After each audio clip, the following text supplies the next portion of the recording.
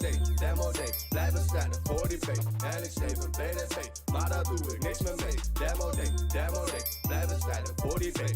En ik schreef een BDP, maar dat doe ik niks meer mee. Hi, and welcome to How to Demo the podcast. I'm Laura Peters, and I'm currently doing my final master project at the Faculty of Industrial Design at the Eindhoven University of Technology. With this podcast, I'm gathering and sharing insights on the why, how, and what of the demo day together with staff, students, and alumni of industrial design.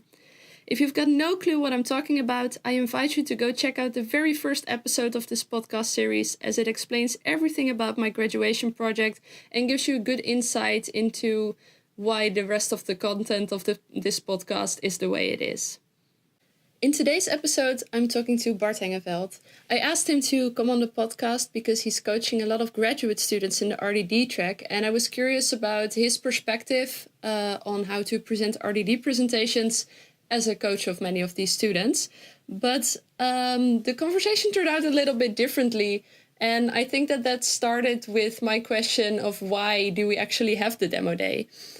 He shared his perspective on my questions, and I think a lot of your questions as best as he could, but I just want to give a disclaimer to be sure that this is his opinion, and I think he also clarified that pretty well. But yeah, just so you know. But besides the more serious talk, we also had a lot of fun aspects in our conversation. We took a trip down memory lane from when he just started out at industrial design. And he also shared a few epic examples of how he would present his work if he would be presenting at the demo day. I found it super inspiring, and I still have the images vividly in my mind. And it made me really look forward to creating my own demo day presentation. So without further ado, here is my conversation with Bart. Okay, so welcome to another episode of How to Demo the podcast. Today I'm joined by someone who's very familiar within our faculty. He has been described by our graduate students as an expert on interaction, form giving, making things, coherent designs, communicating what your product is, concretizing, and of course Obi-Wan Adobe. It is Bart Hengeveld. Bart, welcome to the podcast. Thank you. Could you maybe introduce yourself a bit more, or does this cover everything? It sounds very forgiving because I do have a tendency to make stuff concrete, but I also have the impression that I can be pretty vague sometimes. But sometimes I guess that is the route also to help students make decisions.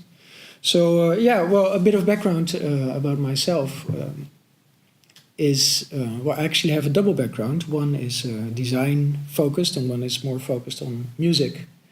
But I'll focus on the design portion of it. So I studied in 1995. Started studying industrial design engineering in Delft, which was at the time the only place at the university level that you could actually study design. And I ended up doing that because I think a friend of my parents said, "You should go and study industrial design. It would be good for you." It would be good for you. Yeah, because I was in school. I was creative and stuff, and liked playing with Lego, like all of you. Mm-hmm. But I was a Sunday's child, so I didn't need to really work hard to pass my courses and stuff. So I was never stimulated to think about what I wanted to do. And then a friendly friend said, "I think you would do well in Delft." He was actually a professor in Delft, so he had a good perspective on that. So I thought, okay, he's a grown up. He probably knows what's good for me. So I went to Delft. And then I graduated there in 2001 on a project in a new field, at the time, relatively new field, which was tangible interaction. And I did that at the group of Kees Overbeke and Caroline Hummels and a whole bunch of people that are now here. And I was supervised also by Tony Dunn from the Royal College of Art. So I had the luxury of having multiple perspectives on my own work at the same time. So that was really good. and they thought that I was ready to go into the real world, as you guys call it. And then for years and years and years, I designed whatever needed to be designed in order to make a living. So I was a freelancer for 1 day a week, because I'm not really an entrepreneurial person. And then 4 days a week, I worked mostly at a design consultancy firm, where I could. This was the early 2000s, so this was the time when everybody had to have a website, and it didn't even matter what you would communicate as long as you were online. So I made a huge amount of websites, but also adjacent digital creations such as DVDs, games in Flash, so Mastodon warning, teasers, laser shows, corporate styles, anything that could be produced with anything in the Adobe package. Mm-hmm. Which is also where the nickname Obi-Wan Adobe was given to me, because I didn't think about it myself. But it was generally, if something had to be photoshopped quickly, my colleagues would say, "Hey, Obi-Wan Adobe, do you have 15 minutes?" So, and I couldn't refuse, obviously. So I did that for a few years, and then I returned for doing a PhD, first in Delft. So I joined Caroline again, who I stayed in contact with. And then she moved to Eindhoven, and she said, "What do you want to do? You can stay in Delft, you can join me, I'll make it happen." So I said, I'll stay with you. And when was this? In 2007. So I've been here for since 11 years. Okay, that's quite a long time. It's a long time. Yeah. It's almost all the time. It's been a long time, yeah. I was out for a year also, between my PhD contract ended and my current contract started. Mm-hmm. And I was hired in the meantime, while writing up my PhD dissertation, as a usability expert, which I didn't know I actually was. But I guess it was, I guess I could do it. So I did that for a few months, and then I joined here as an assistant professor. But that was in a completely different world of industrial design. So 11 years ago it was quite different, because it was smaller, fewer students, different setup education-wise. But we already had demo days, although I think they were called different. I think they were just called final exhibition. Okay. And it was also a midterm exhibition. Okay. At the midterm moment. But principally the setup of the demo day has always been, I wouldn't say the same, but very, very similar. So okay. Yeah, because that was actually one of my questions. Okay. Knowing that you've been here for quite some time. Longer than you think. Whether the demo day has actually changed, or how did it start, and compared to what it is now, for as far as you remember. Yeah, well, it used to be different. So in the mid 2000s, so 2008, 2009, the demo days were actually spanning a few days. Okay. So multiple demo days, or final exhibition days, because we wanted to. I guess we wanted to take time to see everything. So maybe it was more sort of a celebration of work, rather than part of the assessment, which is also its official role, or it's part of the assessment. And we had many time slots where spaces or themes, so the predecessors of the current squads, were on display. So, for example, if you were in theme A, then you would have your exhibition on Tuesday morning and Wednesday afternoon, for example, and then other squads themes would alternate. Yeah, I still had that in my first 2 years, I think. Yeah, could be. It's not that long ago. Yeah, could be. And my first recollection of the demo days in that format was during my PhD, when I didn't need to do any teaching, so I had all the time in the world, and I found it super enjoyable, because I was walking around for a day, taking in all the projects that I thought were interesting, talking to many students, learning from them, because I was just sitting on my PhD island, and I found it very exciting. But I also saw in my colleagues who are, for example, fully immersed in education, people like Michael Cruz, who you may have seen some time ago. He was getting really desperate of all the feedbacks that he had to write and all the assessments he had to do. So there was already at the time sort of a double image of enjoying the moment that your project is done versus the prospect of having to do all your assessments and stuff. Is that something that you now also experience? Yes. Because you are coaching a lot of students? Yeah, certainly. First of all, at the time I had a lot of time. I personally had a lot of time, but I think all of us had more time because there were fewer students and more demo days. So you could plan when you would visit your air brackets, your student, you could plan it more easily. Now, I'm actually quite stressed for time because I have FMP students that I desperately want to see, because it's a graduation moment. Yeah. At the same time, I also have my responsibility in a squad with X amount of students or projects. For example, last semester we had 35 students, which is relatively normal. But most of them had an individual project. So I think I had to visit 26 projects or something like that. God. And that's really, really a lot. Yeah, and that within the time span of 9 till 3. Yeah, so that's quite impossible. But there are multiple people in a squad, so you can sort of share the load. It sounds very very negative if I say load, but it feels like a load because you need to see all these projects.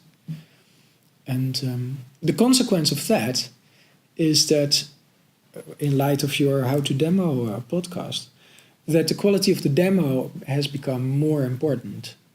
Because people like me just have not as much time, so less time than we used to have to get an impression of what you are doing. Yeah. So coming back to your research topic, I think it's a good moment to take some time now to investigate what it is that the demo day is doing, and how to make it not more efficient to suit assessors, but to put it in a form that multiple people can be happy in their little area of happiness. Yeah. Well, it's nice to hear that you also see this as something that's important. It is. Because when I hear you talking about how you experience the demo days as a PhD student, it's like that sounds sort of like an ideal scenario. Like you can just walk around and experience everything and really talk with students and not feel as much pressure to tick the boxes of assessment, so to say. Yeah. Plus, you had so much time, or at least I had so much time, that you could actually, I wouldn't say see everything, but you would really see all the different themes that were on display. And now I see my own students, so in the squad, and I see the students that I've seen throughout the semester, and I rarely see anything in different squads. Which it doesn't make me sad, but I think it's nicer, and it can also improve some quality of the system if you can compare your own squad to other squads, or to see how they compare in general. Let's see. Maybe it's interesting to look into sort of something that's actually the cause of the demo day, our project-based system. What is your perspective on how the demo day actually fits within the project? Because what I hear a lot among students is that it's actually this really stressful week. You have to make this poster, you have to get your demo working, and it's not really clear what you have to present. And there are just so many questions surrounding what is it that I actually need to do, Mhm. and why do I need to do it? Mhm. Could you maybe share your perspective on that? Yeah. Yeah, a very simple answer, which I will only mention, but I won't elaborate. You say, why do we need to do this? Because we tell you so. You know, Yeah. it's just part of the stuff that we ask you to do. Mm-hmm. So I understand that it's stressful because it's typically a moment where everything needs to be finished at the same time. Mm-hmm. At the same time, you know, since education is trying, you know, it's aimed at helping you be prepared for a professional life. Mm-hmm. This is also part of professional life, that you get these stressful moments. And in all fairness, you know, especially if you make design proposals, in earlier, let's say conceptually earlier stages of a design project, you will not know if your design is like the ultimate thing or not. So what you do is you try to show as well as you can that you've not been an idiot for 1 or 2 semesters, but that you've tried to make sense of all this vagueness and all these options, and that you try to help your audience, whether it's your assessor or a client or whatever, a stakeholder, that you try to help them understand your logic. Mm-hmm. And why the design that they see is clearly the obvious, without it being obvious. So I don't mean like safety net obvious that anyone could have designed it, but last week we were in a meeting with Bill Buxton, and he also said, you know, what we try to do is to make the obvious obvious before it becomes obvious. So that is also what you try to do with your design at the demo day. You try to show that your design makes complete sense, but nobody actually thought about it before, which is like the best sort of genius, I think. Yeah. So yeah, it is stressful, but you know, it's not going to be. Well, probably it's going to be less stressful because you gain more experience and you know what works and what doesn't work. And in 10 years from now, you'll be even more experienced in doing these kinds of things. Yeah. So the stress will probably go down, but it's never going to be fun, I guess. Well, why isn't it going to be fun? Well, I think because whether it's a demo day here in educational environment, or a demo that you prepare for a client at some milestone moment, you know, you put a lot of yourself in your design, and you've made the best decisions that you could humanly make without the benefit of a retrospect.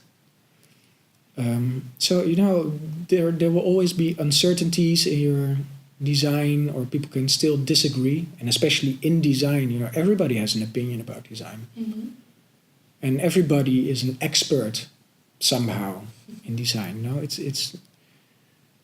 it's very difficult for us to, for example, question a mathematician, because a mathematician or math has sort of a objective connotation. But any mathematician can have an opinion about design. So you know, and that's not gonna change. So yeah. Plus, you know, you put a lot of yourself in your design, as I already mentioned. So you know, if you're not good at compartmentalizing, criticism can also be it can be an emotional blow somehow. So yeah, I don't think it's ever going to be fun until the moment that your demo is the final thing. You know, the joyous feeling of a project being delivered and done. That is typically really nice. Yeah. Yeah, because I personally experience the demo day as something that actually is quite fun, but that's also because I chose to view it that way. Yeah. And I would actually like for students and staff members and visitors to also have this more fun and explorative feeling, because I think that's a lot of people see it as sort of this is something that we have to do, and you also indicate, yeah, that's exactly what it is. Well, But- it's part but- of the reason why yeah. there's a demo day. Yeah. Yeah, but knowing that you have to do it anyway, I'm really thinking that, okay, if we just accept that, how can we make the most out of it?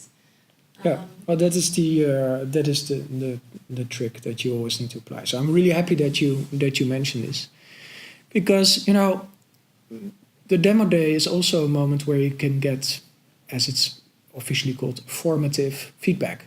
Mhm. So not summative, as in feedback at the end of something, but it's formative. It can help you improve your design. Mhm. Now, that means that I always think that you should be sort of smart in your demo day setup, because if you know that people will give you feedback that can improve your design, you can choose what you want feedback on. Mhm. And you can set up your whole demo day exhibit in such a way that people will discuss stuff that you want to discuss and ignore, for lack of a better word, the stuff that you don't want to discuss. Yeah. Unless they really have questions like, what am I seeing here in God's name? But then that's also a good sign, Yeah. For me, that's also a reason why you should be as far as you can with your design. Even, let's say, one step into the uncomfortable, Mhm. into you're not quite sure yet if it's the right decision. Because that is the level that you will get feedback on. Mhm. If your demo is, let's say, playing it completely safe, I'm not saying that you should take all risks that there are, but if you say, if you position your demo at 100% comfortable, Mhm. then you will probably mostly get feedback of stuff that you already know. Yeah. You won't really learn things unless people are willing to, think out of the box by themselves. Yeah. So I think you can more preferably show the stuff that you feel comfortable with, plus a little tinge of uncomfort. Mhm. So your level of certainty -1 essentially. Because then, you present something that is more finished, even though it's not finished. You can present the logic between let's say, the safe option and the one step beyond, Mhm.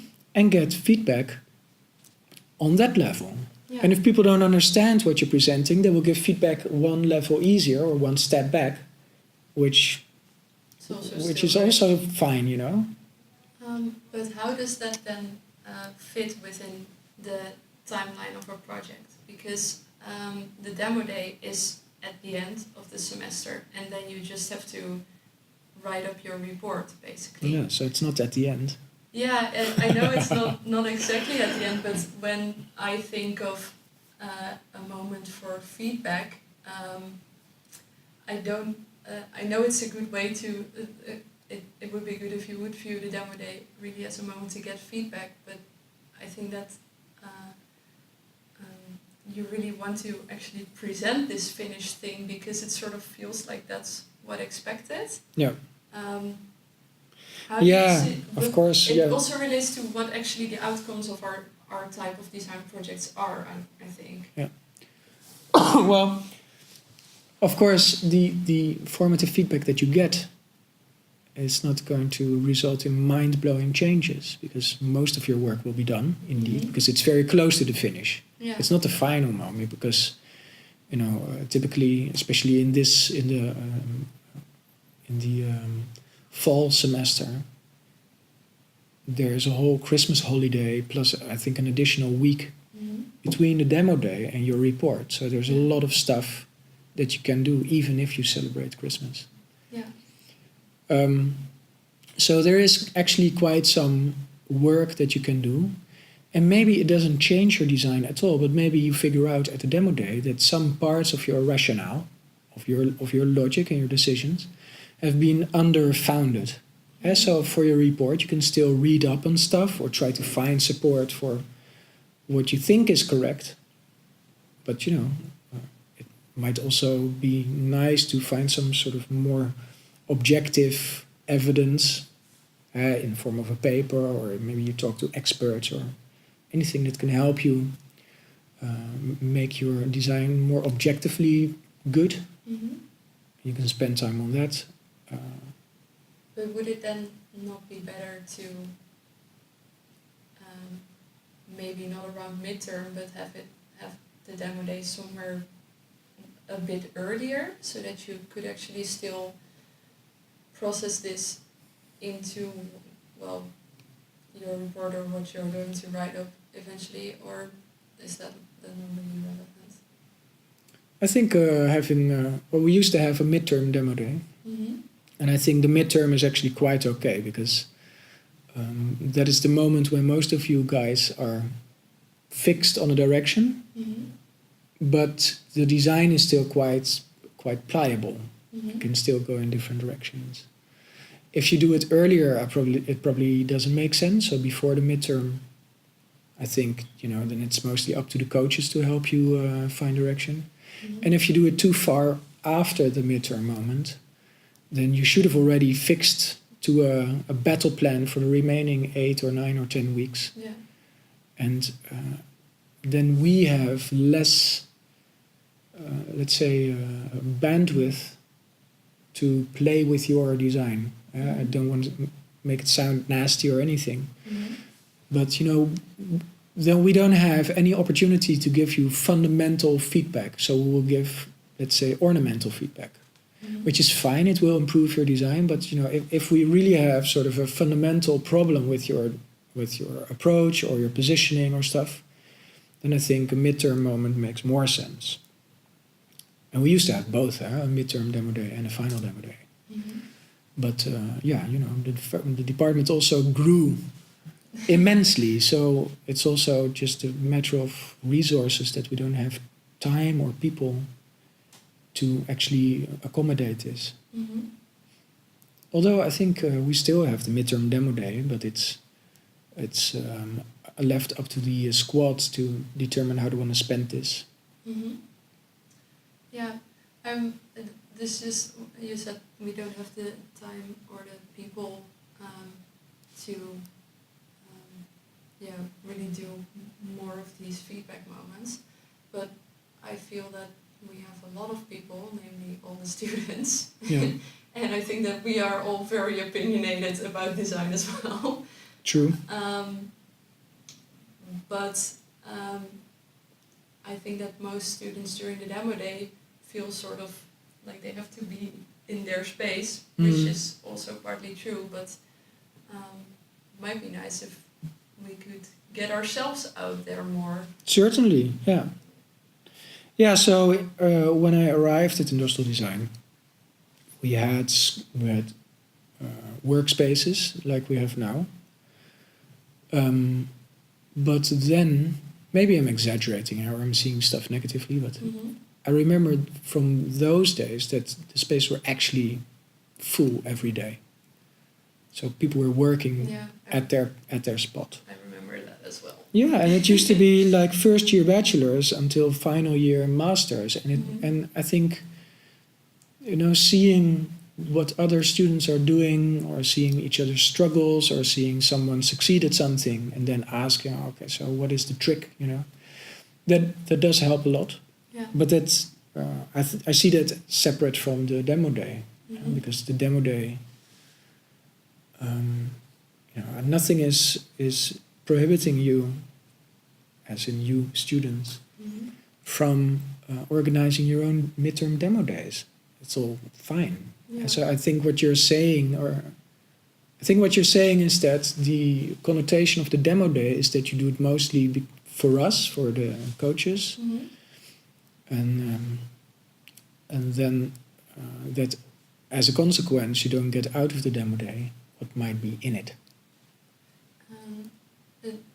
Is that how you view it? Or That's my impression, yeah. Combined with what you just said a minute ago, mm-hmm. that is my impression. Maybe if the demo day would be more informal, as in have a less formal role, Yeah, then students might be more relaxed. but you do feel that the demo day has more of a formal role right now. Yeah, it has a formal role. If you're not there, then you are essentially I wouldn't say screwed, but you have a problem, you know, because the formal role of the demo day, well, it has changed over the years. So in some cases, it is part of the assessment. What the role of it is right now, because you get formative feedback, but in a way, it's not really related to your assessment, because also sometimes coaches don't visit you, and then it's also not a problem. So it's a bit unclear for me actually what the actual role of the demo day is. Yeah, so I could say, you know, that it's not up to me, but that's a bit easy. No, that needs to be clear from anything that is communicated to you. Yeah. Yeah, so you should be able to know what the actual role is of the demo day in your assessment, and what the consequences are of missing it. Yeah. And if that's unclear, then it should be clarified. Personally, so if you want my opinion about the demo day, I think most of all, I think the demo day is a moment of. It should be a moment of celebration. You know, it is. It has a very practical role, because it's just a date that you could call deadline. So it's something that you can work towards. You know from the start of the semester that at that day in the future, that's when your design should be close to finished. Let's go for finished. Yeah. And anything that people tell you at the demo day can only make it better. Yeah. So practically speaking, the work is sort of, it's done. Apart from the report, the work is, let's say, 95% done. Which I think is a moment for celebrating. Yeah. Because you can show off what you've been working on in isolation all this time. So I think it should be taken as a happy moment, especially from the students. But you also brought up the topic of positioning industrial design as a different way of doing design. And so that also means that apart from being part of our education, it's also a nice moment to show off the department as a portfolio of projects to the outside world. Yeah. Which we can, by the way, only really do if we take the time to show the outside world. Coaches need time to show people around, so not just to our own squad, but maybe also to the other ones. So that everybody sees that all these individual designs are actually part of a larger vision on design. Otherwise, they won't go beyond, let's say, the gadget level. Yeah. And we'll have a large chunk of gadgets. Yeah. Which become boring. So. Would you like to be able to spend time on that during a demo day, or not? I would like to have time to take in designs that I haven't seen throughout the semester. So it used to be that I could ask some of my colleagues, like, okay, do you have recommendations or stuff that I should see in your squad? Now I don't even have time for that. So for me, it would already be an improvement if I could actually sort of roam around, see some of the students that I'm not even involved in terms of their work, but I know for a while, you know, because you always have these students that you've seen for 5 years, and I also think it's fun to see where they ended up. Casually, but it doesn't really happen.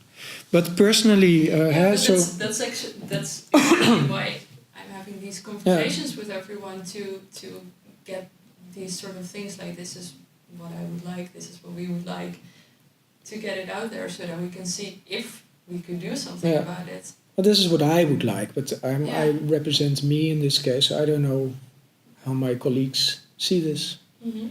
But no, I like to get a feeling of that I'm part of a bigger event.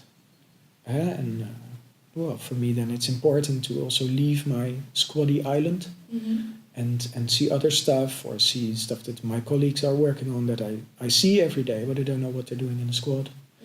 So for me, that's good for community building. Coming back to my perspective on the demo day, where I said, it's also a moment to celebrate that your project is done. If I were you, I would really put a lot of effort in the demo day. Because call it blind ambition, but I don't know. I would really like to be the person who everybody would talk about. You have a demo day. It's only one day nowadays. You have I don't know how many projects. How cool would it be that your project would be the one that everybody takes their visitor to, or that everybody remembers instead of those of your conculeagues?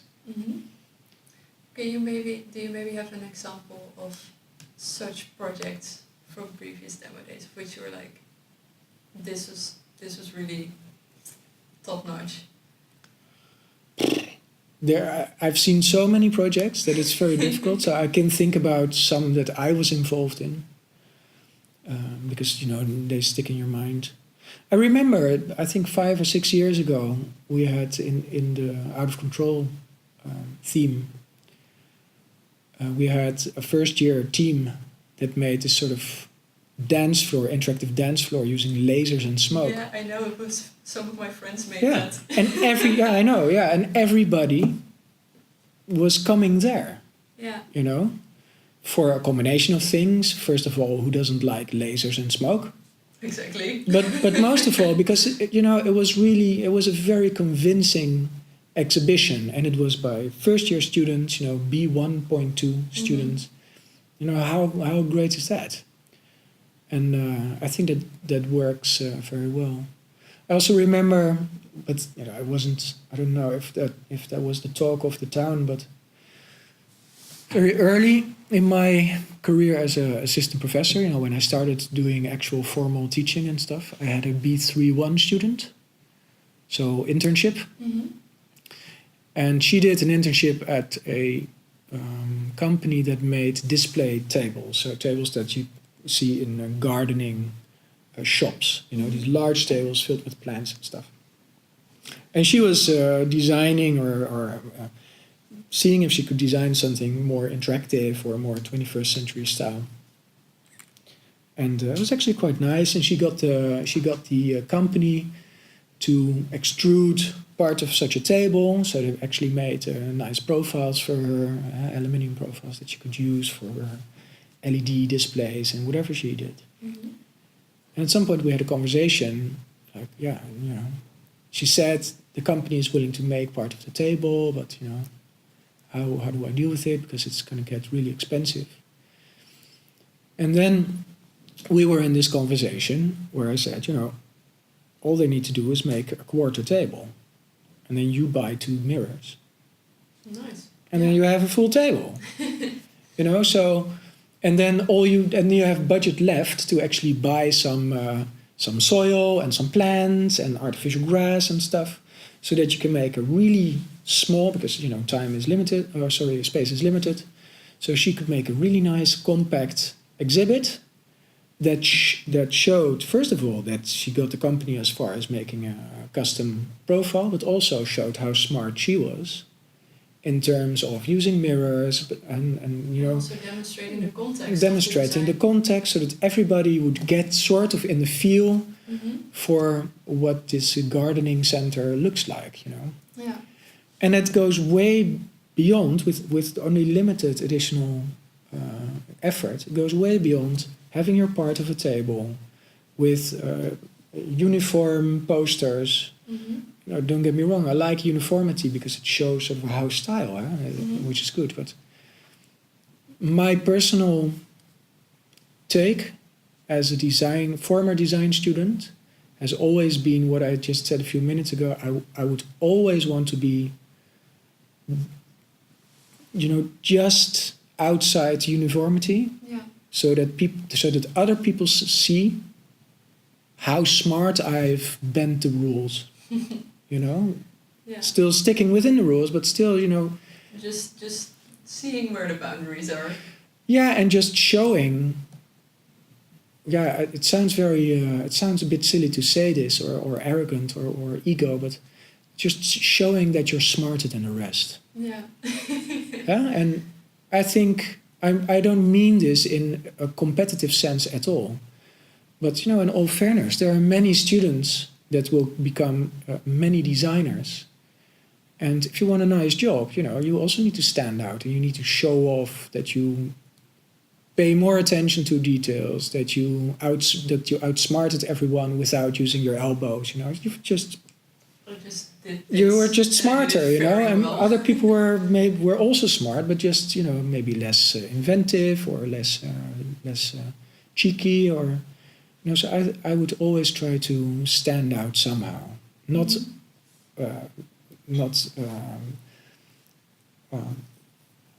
based on reducing other people, but just try to be the best that you can. Yeah. And I think that also because everyone is really developing into their individual designer,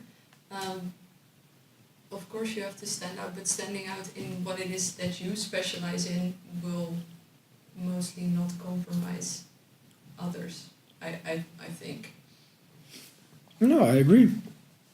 Plus, if we get a sort of a culture in that, and everybody knows that it's culture, then the overall quality will probably also get better. Mm-hmm. I'm not saying it's bad now, but if people are slightly competitive or want to innovate, mm-hmm. then you leapfrog. Yeah. Do you guide your students that you coach in any way towards this, what you just explained? Hardly. Or are you just do your own thing? Yeah, mostly that. So my coaching has changed over the years. So when I had my first FMP student, mm-hmm. I took 1 hour a week to discuss everything. Mm-hmm. But I don't have that kind of time anymore. So now my coaching is shorter, so half hour per FMP, or in the squad. And the squad is completely different. And my only agenda point is to keep momentum going in a student or in a group. And for the rest, the whole agenda is based on what the student wants to discuss. So from time to time, I might suggest or ask, okay, what's your plan about the demo day? Or probably most of the time I just ask it. Mm-hmm. And if it sounds fine, then it sounds fine to me. Mm-hmm. Sometimes a student asks, what do you think about, or what should I do at the demo day? And if they do, I tell them exactly what I told you. Yeah. So I give examples of stuff that stood out, or ways in which you... I typically emphasize that demoing your work is also just a form of storytelling. You need to be smart about the resources that you have, which is anything that's different from your report, essentially. You can mm-hmm. attract people visually by making appealing posters or making an exhibit like the gardening people, mm-hmm. the gardening girl exhibit that stands out from the rest. Then you will attract attention. Mm-hmm. So you lure in people. Then when they're up close, they can you have your actual design that can tell part of the story. They're close enough for seeing a video that might tell part of the story while you are talking to the other guests. Mm-hmm. And you are there physically as well. So you can have all these media to present your work. And the tricky bit, obviously, is to provide sufficient context for people to understand your work without having to go through your entire report. Yeah. Especially because the report deadline is a few weeks later. Yeah. Maybe an interesting question to sort of round off with is, can you maybe introduce us to a project that you did that you're very proud of, and could you explain how you would present that at the demo day, if anything would be possible? You mean as a student? Yeah. It's a long time ago, huh? Yeah, but it could also be a project that you're working on now that you're excited about, and if you had to present it at the demo day, how would you do that? Yeah, it's. I need some time to think. That's okay. But I can, while thinking, take a design that I made during my own education as an example.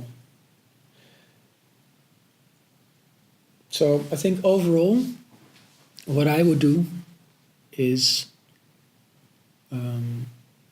you need to understand that your visitor lacks all the information that you have. So people come to you as complete blanks. Now, in order for your exhibit to work, you need to bring them into your world, your thought world, or your logic, or your line of thinking, as quickly as you can, because otherwise they will just go out. And I think one way to do that is to bring them as close to the experience that you've designed for as possible. So, for example, when I was young and promising and studying, we had at some point a design exercise. I think that was part of Caroline's work, actually, where we had to design a drink packaging, like a drink container, that in its form communicated the taste, the flavor. So it was a synesthesia exercise, so that you could actually see what you were about to taste. And I made the design for that. And my anonymous flavor, because we would all get this anonymous PET bottle with X soft drink. The one that I got was Dr. Pepper. I didn't know Dr. Pepper at the time, but I knew that I didn't like it. And we had to, we got this bottle, we had to take a sip once in a while and then make a design. And, so if I would show that at the demo day, I would probably make an exhibit that would be in line of the object that I designed. And for me, Dr. Pepper was warm pink-ish, so not bubblegum pink, but slightly towards red. I found it highly artificial. I found it dangerous to consume in large quantities. And it had sort of a very artificial texture in my opinion. So a bit, a bit. I don't know if you know this from the same period. This video clip of Britney Spears in a sort of pink red, that's oops, I did it again. tight fitting suit thing. Yeah. That, and then as a drink packaging, it was very. And then I would, if I would make a demo day exhibit, I would try to I would include the taste anyway, so everybody would be invited to have small sips of my soft drink. So I would probably bring small little cups, like really tiny ones. At the time, when I was a student, I would probably spend some budget on buying just tiny little glass cups, like these, for example, these eye washer cups that they used in medicine. So make a collection of about 50 tiny little glasses filled with a bit of this Dr. Pepper, because having too much is not going to work. And then probably I would invite these people on a tiny little carpet with large hoogpolig. I don't know what the English term is for that, but sort of uber fluffy carpet, maybe with some polka dots. I would probably use sort of a plasticky and maybe even slightly sticky table runner, and give people an overload of pink in 3D. So have like 60s wallpaper cladding, or just put people, give people pink-eyed sunglasses, stuff like that, to really get them in the ultimate pinkness, and then they drink and they can interact with my design, obviously, my prototype. So go full experiential. Now what I'm mostly interested in, I'm still interested in doing that, by the way, because it's just awesome to do. But research-wise, currently I'm mostly interested in working with sound, and in the realm of ubiquitous computing or IoT or whatever you want to call it. You know, I'm fascinated by that computation is disappearing into our everyday world, but you know, how do I see that my environment is smart? And more precisely, what does the Internet of Things sound like? And what I'm trying to do is to make use of mechanisms from music, like tension and release, or you know, crescendos, or consonance, dissonance, as an alternative to beeps and buzzes. Because I think that a music-based soundscape, or musical mechanisms-based soundscape, makes for a more natural soundscape. And the way that I would demo my explorations there is probably to either hire a room, or to buy some 2x4s and gypsum plates or whatever, and just integrate speakers in a white environment. So I would make a white box that people can get into, where I present them with a 3D soundscape of, for example, I don't know, an office environment or any other, or a home environment, and just have people experience, maybe even guess what they're listening to, instead of boop or beep. Just have a soundscape, and just maybe even make it into an experiment in itself. Just tell them, okay, so I'm going to put you in my demo for 5 minutes, and when you exit, I'm going to ask you what you think the environment was, and then see what it's like. Hopefully, to make people aware that, you know, we don't listen to our environment at all. But I don't know. This is very speculative. But the bottom line is that I think, you know, nobody has time to visit your demo as long as anyone wants. So you should make use of this short amount of time and the small amount of space that you have, as well as you can. Yeah, and also decide what you want to do with the small time frames with people that you have, maybe. Yeah, and the more that people... Yeah, indeed, yeah. And the more that people can experience, the less they need to read. Yeah. Because that's exhausting if you read all the time. Yeah, and you are there so you can explain whatever they need to know if it's not obvious. Yeah, and an experience, you know, it's very difficult to switch off an experience. Yeah. People can just be part of your demo. That does mean, though, that, you know, we don't all have the luxury of doing that. At the same time, you know, try to bring your visitors as close to the experience as you can.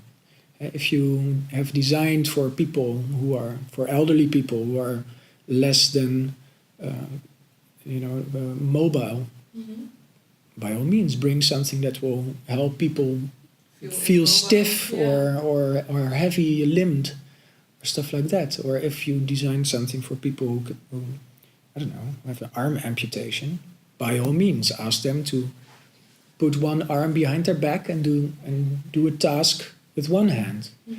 You can also do that as sort of a primer before explaining your design. Yeah. But I really think that getting people in an experience is key. Yeah, I think that all the images that you just presented, at least they got me really excited. Yeah. And I also really like the idea of having a demo day where because everything is already sort of screaming for your attention now, let's just go over the top. Would be nice. Or at least I think that it would be also more fun for students if they would be like, yeah, I'm just going to make this statement. and we'll see. Well, it should make sense. Yeah. Yeah. So I don't think it makes a lot of sense to attract more people by inviting a balloon folding clown. No, of course, within what makes sense for the project. But it is an exhibit. It's sort of a 3D storytelling booth. Mm-hmm. And the better you make that, the less you need to work for it. So, I don't know, if you design for a super clinical environment, by all means, make your exhibit clinical. Or if it's if you designed a cleaning robot, make part of a space that is dirty, needs to be cleaned. Mm-hmm. And there you can, I think, go just beyond the border of seriousness, to make to be sort of cartoonesque in how dirty something is. That's only fun, but it should always make sense. Mm-hmm. And it should, no matter how funny you are, it should always show that you took your design really seriously. Because if you don't take it seriously, nobody else will. Mm-hmm. So that's why I prefer using the word smart, which for me also encompasses being original. But ridiculizing your own work is not the smart thing to do. It can be original, but it's not. I wouldn't do it. Well, thank you very much for all of your insights. I really enjoyed this conversation with you because you, I don't know, you are very constructive, but in a way also critical and you just have to do it. I really like that. So thank you very much for You're welcome. Your contributions. Did you learn enough about RDD specific things? Because I didn't mention the word RDD at all. No, but I think it's okay. I think that we covered a lot of other interesting perspectives that are very valuable. So thank you very much for that. You're welcome. Thanks for the invitation. Okay. Thanks again so much to Bart for joining me on the podcast. And for all of those of you who are curious about, the Oops, I Did It Again video from Britney Spears, I've got you covered. The link is in the description box of the episode. So did our conversation get you thinking? Maybe you have some questions for me about the demo day, or you got really excited and you've got some epic ideas for improving it? I would love to hear from you. You can contact me via Facebook or Instagram at Laura Peters, send an email to info@laurapeters.com, or just come say hi in the graduate space. How to Demo is a Studio Het is Ik production made possible by lots of awesome people at Industrial Design. A special shout out to the Kid Salim, Beeks and Lil Showcase for letting me use their song Demo Day as soundtrack for the podcast. And thank you, most of all, my epic listeners. I look forward to hearing from you, and I'll meet you in the next episode of How to Demo.